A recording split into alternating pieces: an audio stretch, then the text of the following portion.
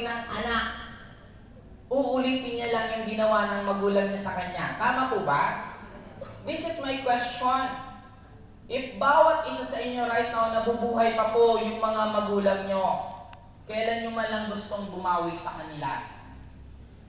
Di ba ang sarap sabihan, Mama, Papa, magkano po ang kinikita ninyo buwan-buwan? Mag-resign na po kayo sa trabaho nyo at mag-enjoy na lang kayo ng buhay nyo. Imagine mo kung dodoblein mo yung kinikita nila. Tuwing Mother's Day, tuwing Father's Day, anong ginagawa natin? It will be useless, you have plenty of money kung ang kausap mo nature na.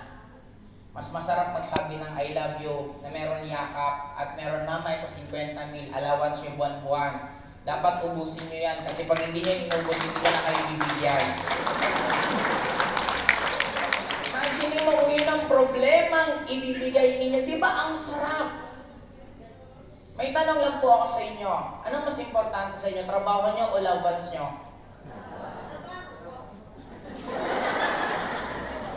Guys, the truth about this, you know what?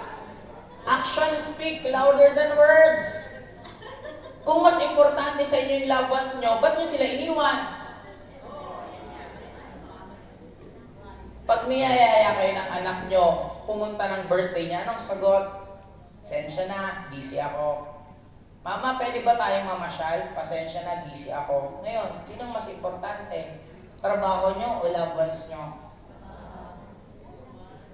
Guys, do you really believe that we're worth what you're earning right now? Me, I don't.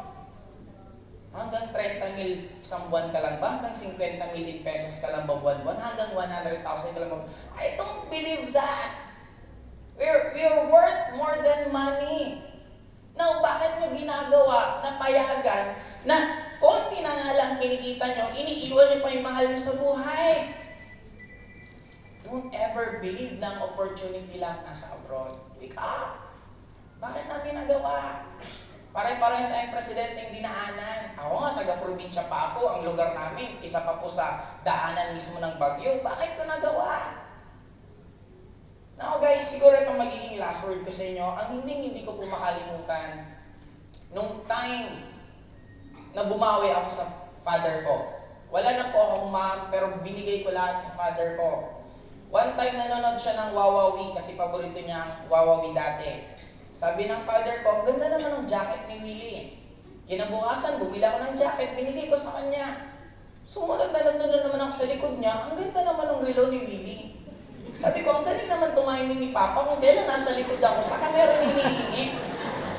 Eh, bumili ako ng Tecno Marine, binigyan ko siya. Sumunod naman, parang ang ganda pumunta sa studio.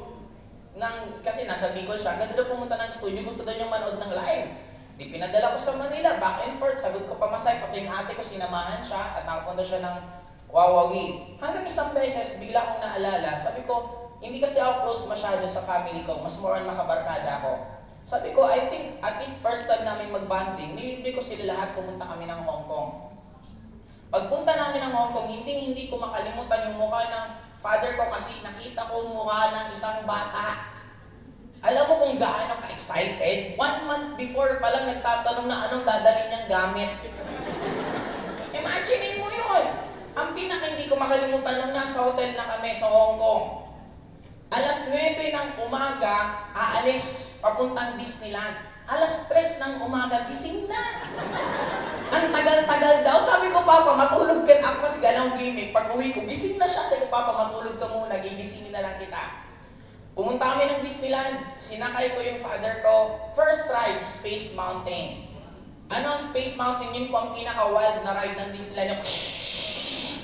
Sabi ng dalawang ate, at ako bunso, sabi, huwag mong isasama dyan si Papa matanda. My father's already 70 years old.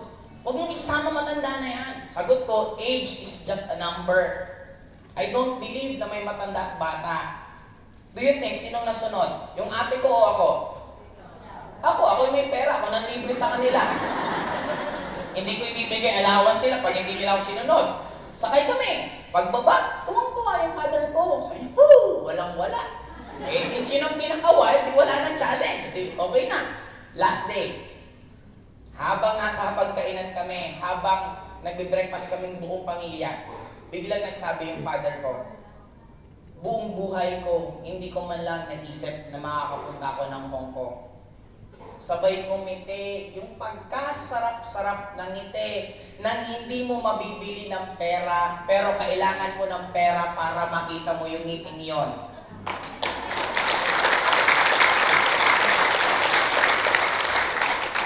Now the question is, maybe pwedeng sabihin sa akin, I'm okay. Yes, you're okay. But the question is, okay ba talaga yung mga mahal mo sa buhay sa ginagawa mo ngayon? What more kung hindi ka okay?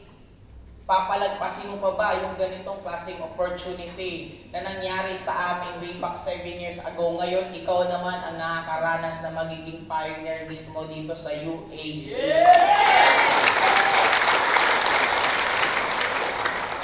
Sabi ko nga lagi, if your life will be a movie, are you going to watch it from the start until the end kung ito magiging ending ngayon? If the answer is no, rewrite your script.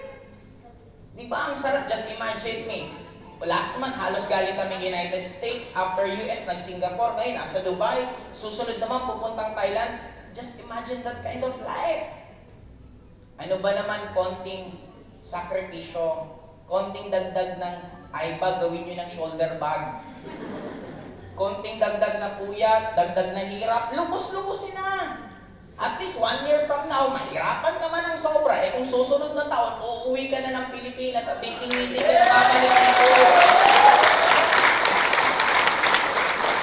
Guys, you can do it. Just believe in yourself.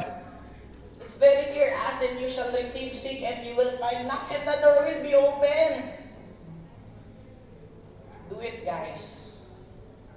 Kami na po mismo, sabi nga, kung pwede namin maipalit sa inyo lahat ng nararamdaman namin.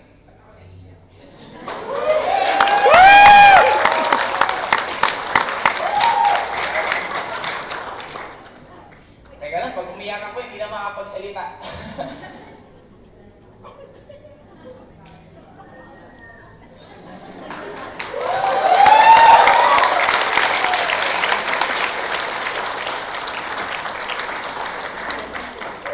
Tissue! Nangyari sa akin.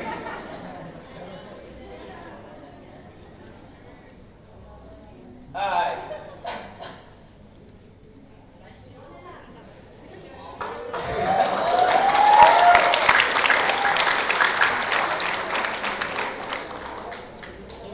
Hindi ko alam ba't po ako naiiyak.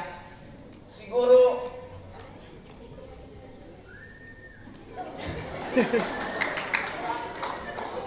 alam si Banda.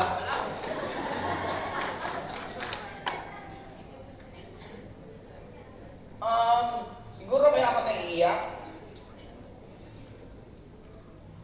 Nakita ko sila tayo isa. I don't believe that there's such thing as race. I don't believe that there's such thing as religion. For me, lahat tayo tao. Lahat tayo mababait. Kahit sinong tao, pag may na-aksidente sa harapan mo, walang iba kang gagawin kundi tutulog ka.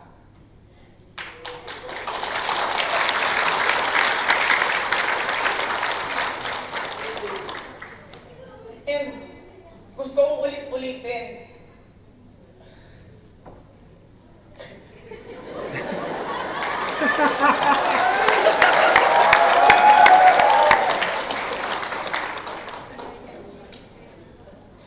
Gusto ko kung ulit-ulitin, you don't deserve this kind of life. Iiwanan yung pamilya niyo para sa ganito. Kumbaga, ayaw nyo, andito kami. We're always going to remind you, kaya nyo mabuhay.